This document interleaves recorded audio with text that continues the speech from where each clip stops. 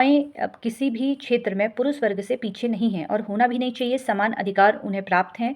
लेकिन जहाँ पर बात आ जाती है कानून की, तो कानून में महिलाओं को थोड़ी ज़्यादा ही सुविधाएँ मिली है, मैं इसे यही कह सकती हूँ।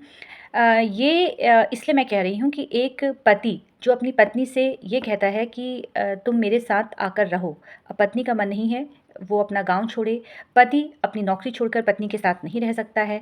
परिस्थितियाँ कुछ इस तरह से हैं, दोनों के बीच में नोक-झोंक होती है और नोक-झोंक होने के बाद पत्नी अपने गाँव चली जाती है।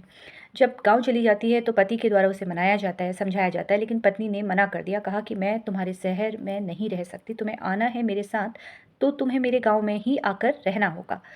अब जब पति ने उससे कहा कि मैं तो नहीं आ सकता हूँ, तो ऐसी अवस्था में पत्नी ने अपने पति के ऊपर केस करना शुरू कर दिया, मेंटेनेंस का केस और अन्य केस उसने किए उस गाँव से, जहाँ वो रहती है, जिस ज़िले में वो रह रही है। पति जो उससे 1000 किलोमीटर दूर है, अब वो व्यक्ति उस 1000 किलोमीटर का सफ़र करके हर एक तारीख पर न्यायालय आता है और वो पत्नी जिसका न्यायालय और घर की दूरी मुश्किल से 4 किलोमीटर भी नहीं है, जो पति 1000 किलोमीटर की यात्रा करके अपना पैसा खर्च करके झूठे केस में फँसाया गया है, उसे वो न्यायालय में आ रहा है, उपस्थित हो रहा है और वो महिला 4 किलोमीटर की दूरी पर भी सफ़र तय नहीं कर पा रही है।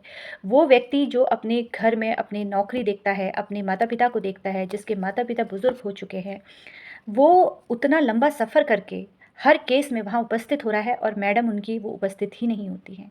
आरोप भी झूठे आप लगा रही हैं, दूरी भी आपकी कम है, उसके बावजूद आप तारीखों पे नहीं आती हैं। अगर आपने किसी पे लगाए हैं आरोप, तो आप सिर्फ़ आएँगी मेंटेनेंस के केस में। उस व्यक्ति की स्थिति क्या है जो अपना पैसा खर्च करके उन झूठे केसों को लड़ने के लिए 1000 किलोमीटर की यात्रा कर रहा है, जिसके माता-पिता बूढ़े हो चुके हैं, घर परिवार में उनको देखने वाला कोई नहीं है।